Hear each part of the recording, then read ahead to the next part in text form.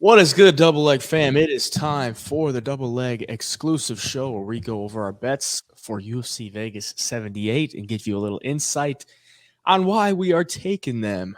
And we don't want to waste any of your time because we don't have a lot of time before the fights. This is being filmed Friday night, August 11th, before the fights.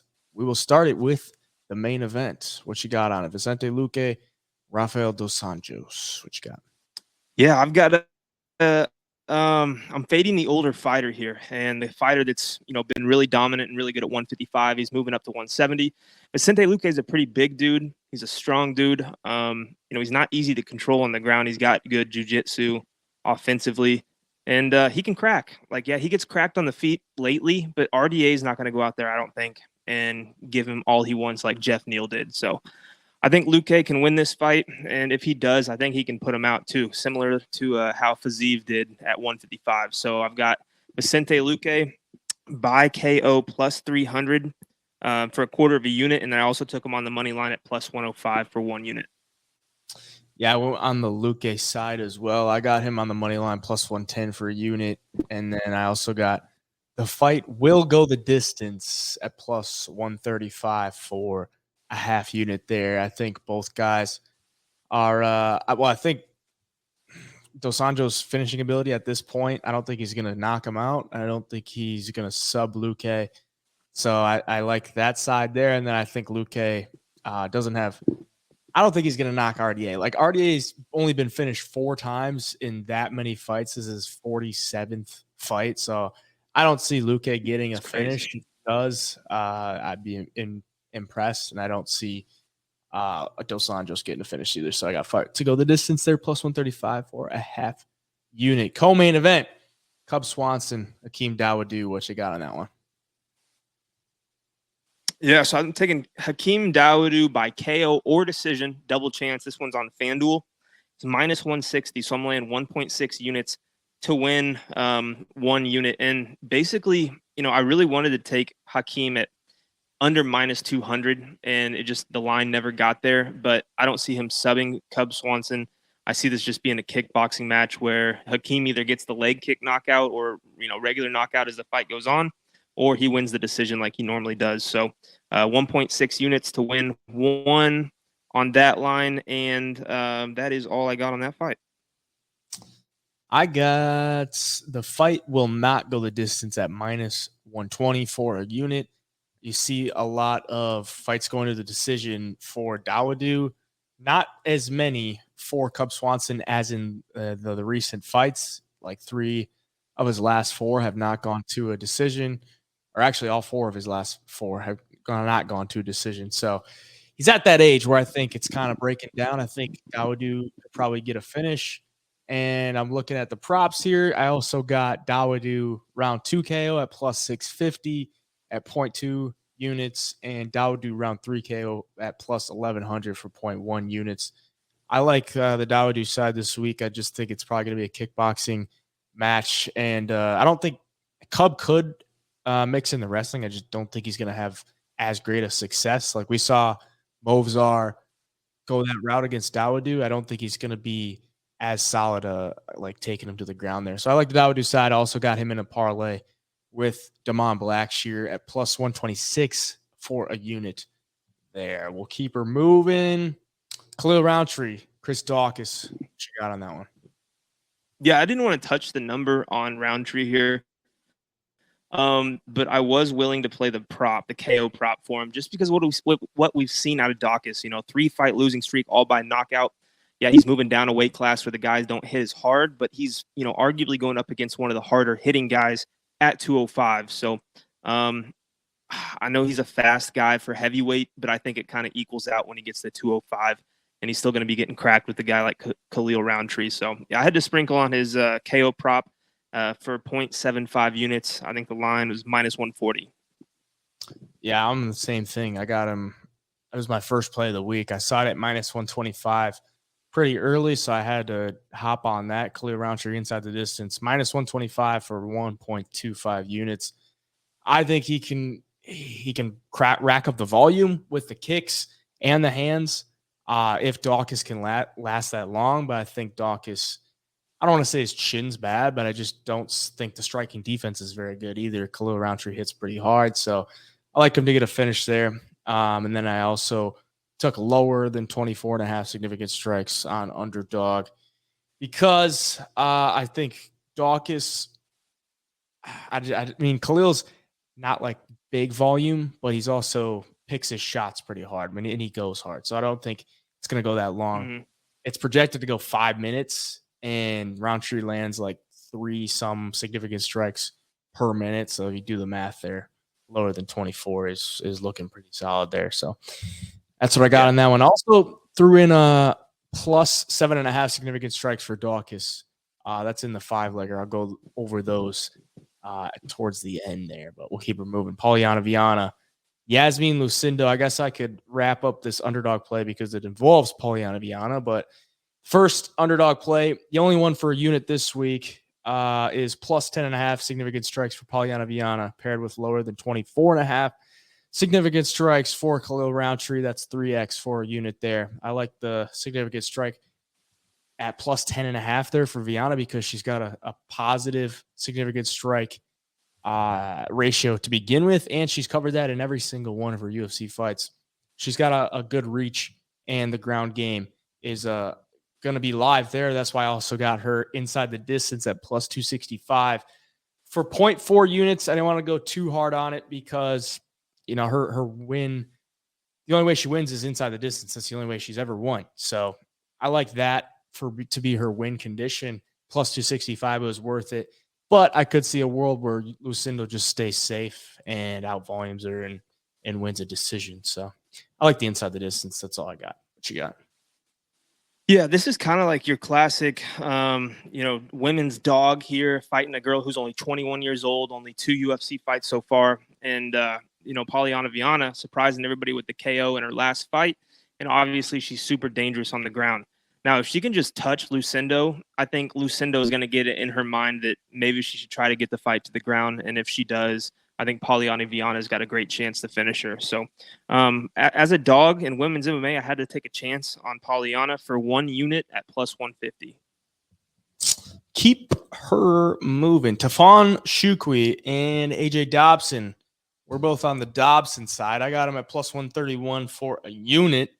I just think, I don't want to say he's due, but like his first 2 fights in the UFC were against pretty tough opponents. Malkoun, a very good wrestler, and Dobson obviously showed he didn't have that great of wrestling, but he did win the first round. He just lost the next 2. I mean, he looked really good in the first, lost the next 2, and then Petrosian. You're not going to out kickbox Petrosian, and Petrosian's a lot better than I think a lot of people think. Dobson coming in here against Nchukwi. I don't think he's going to be outmatched in any way. I think it's a pretty fair fight. I think it's dog or pass. I like the plus money on Dobson here. Yeah. Both guys need a win. I think Dobson gets it. What you got? Yeah, I'm on the same exact thing. AJ Dobson for a unit, and a lot of the reasons you named off, like his first 2 fights in the UFC, didn't really go his way, but Armin Petrosian, phenomenal kickboxer. He had some success at times in that fight. I think Nchukwi is a good kickboxer who's strong, not necessarily like real flashy and stuff. Like I think he'll be easy to read. And Dobson's pretty light on his feet, good head movement, pretty good cardio for a big dude, and has that wrestling if he needs to go to it. So more tools for him. I think he should be able to get this done. I like him as a dog. Chukwi missed weight as well. And honestly, when I was looking at him on the scales, I was like, dang, he looked really sucked in, and he still missed weight by 3.5 pounds. So I wonder how that's going to play out tomorrow, but we'll keep her moving. Josh Fram, Jamie Pickett. What you got on this one? Yeah. So, fading Jamie Pickett here. I just had to take Fremd inside the distance by KO or sub at minus 130 for 0.75 units. Just because, I don't think Pickett's really got it in him for this level. I think Fremd is hungry. He's coming off of a good win over Cedriques Dumas. It's time to keep the ball rolling. He's a big dude. He did miss weight, but I think it's just because he's 6'4". I mean, the dude's a big dude with a big frame. I think he comes in here and he could put it on Jamie Pickett. Yeah, I don't think Jamie Pickett pulls it off either. 13-9 professional record. It's just, I'm honestly wondering why he's still in the UFC. And it's clear that I don't want to say he falls off a cliff after the first round, but even after the first round, it's just like he's not getting it done. I mean, you get finished in the second round by Dennis Tululin. Like, Tululin's not looking very good at this point. Yeah. So I think Jamie Pickett goes in there, puts on a decent showing in the first round as far as, not getting smoked. And then he comes in round 2. Josh Fremd, I think, is more skilled at this point, just a lot better. So I took him to get a finish on underdog. So that's higher than a half finish on underdog. And then I also took a round 2 sub at plus 800 for 0.2 units and round 3 sub at plus 1250 for 0.1 units. I think he gets a sub. I just don't think he does it in the first round. If he does it, I can live with that because we got the higher than a half finish there on underdog play. Next fight, Marcus McGee, JP buys. What you got on this one? Yeah, so for this one, I'm taking Marcus McGee by KO minus 130 for a half unit. But I'm also going to take him in the round 2 for plus 500 for a quarter of a unit, or sorry, 0.2 units, and then McGee in round 3 by KO plus 1,300 for 0.1 units. And I think, if JP can come in there and try to grapple and clinch and just kind of drag this first round on, that's what he's going to try to do. And if so, I think he tires out and McGee just puts it on him. I'm pretty much the same way. I mean, I only got 0.3 units invested in this, but I'd see it. This is how I see the fight going. Exactly. I mean, JP buys win condition. A lot of that is first round sub. Like over half of his wins are first round sub. So I think that's worth a sprinkle. Plus 1,400. JP buys round 1 submission at 0.1 units.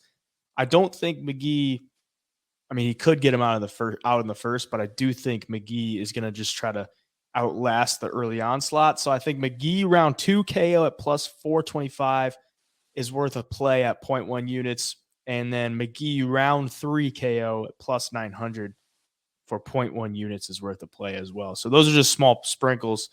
And we're not getting too invested in that fight, but that's just how I see the fight going.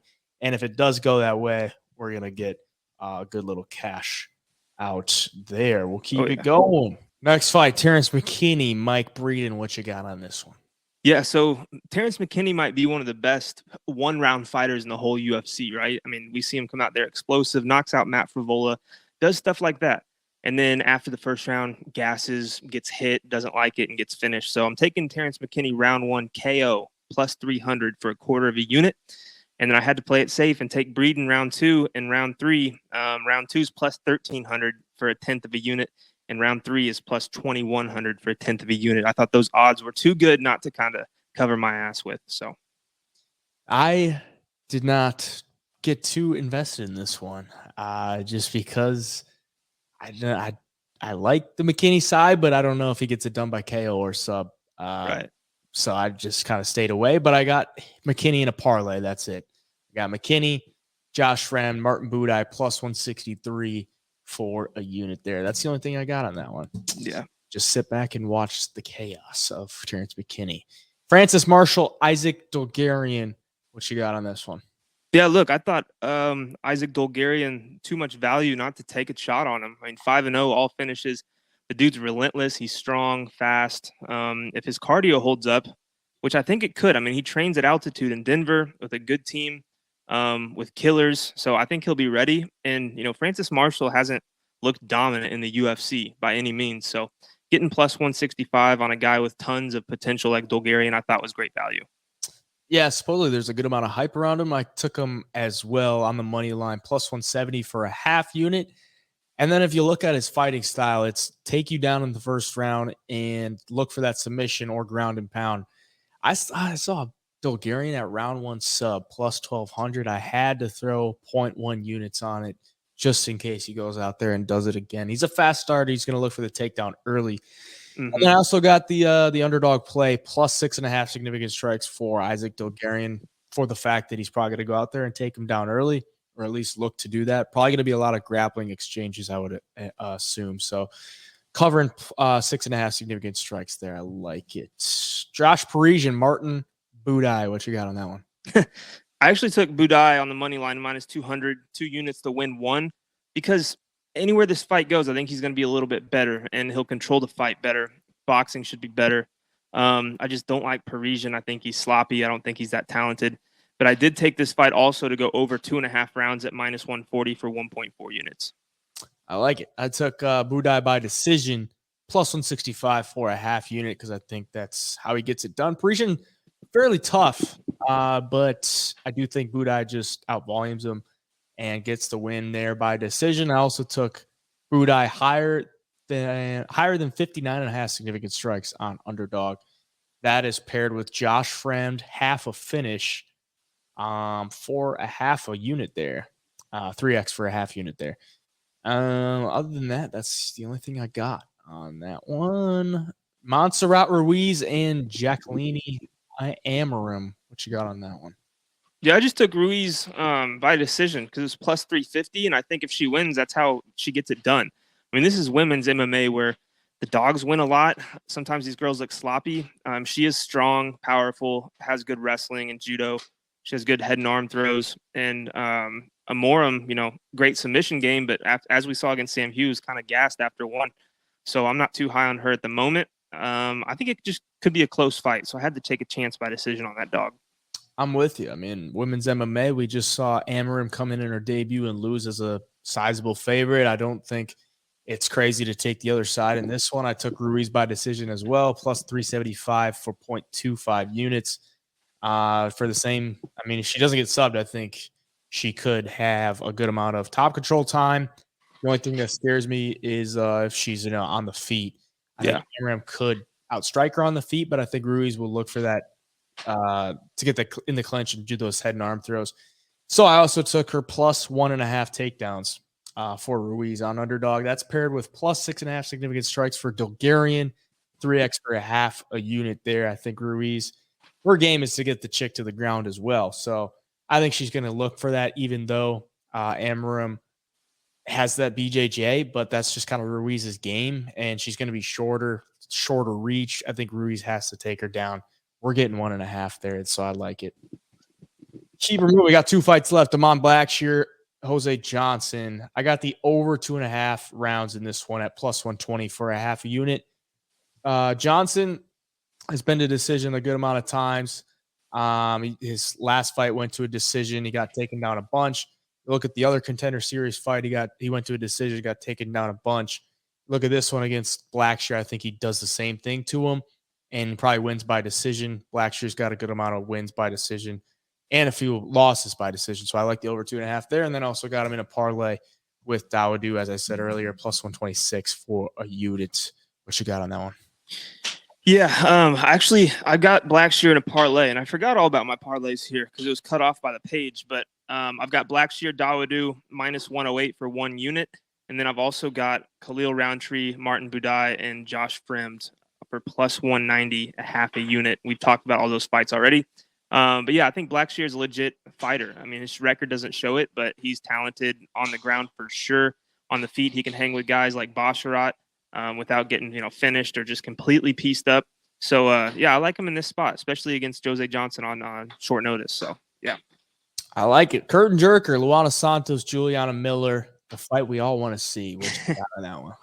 Yeah, man, I'm taking Luana Santos for 2 units after seeing Juliana Miller at the weigh-ins and seeing Miller, on social media, not really seems like she's all in on fighting. She was super down in the dumps after her first UFC loss, and I just think this is a good spot for Luana Santos. I like it. I got Santos by decision for a half unit at plus 140. I think she gets the win. I think Miller is tough enough to not get finished in this one. So as the favorite, you're getting some plus money there by decision on Santos. I like it. Let me just wrap up the underdog big power play at 20x.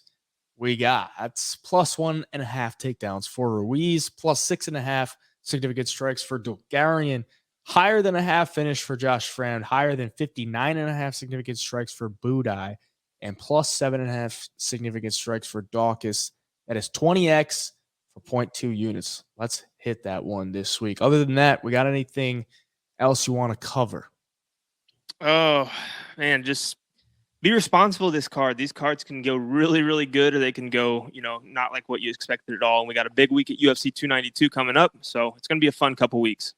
Yeah, I would say just be cautious about the unit sizing on the charts because you see a lot of long shot props.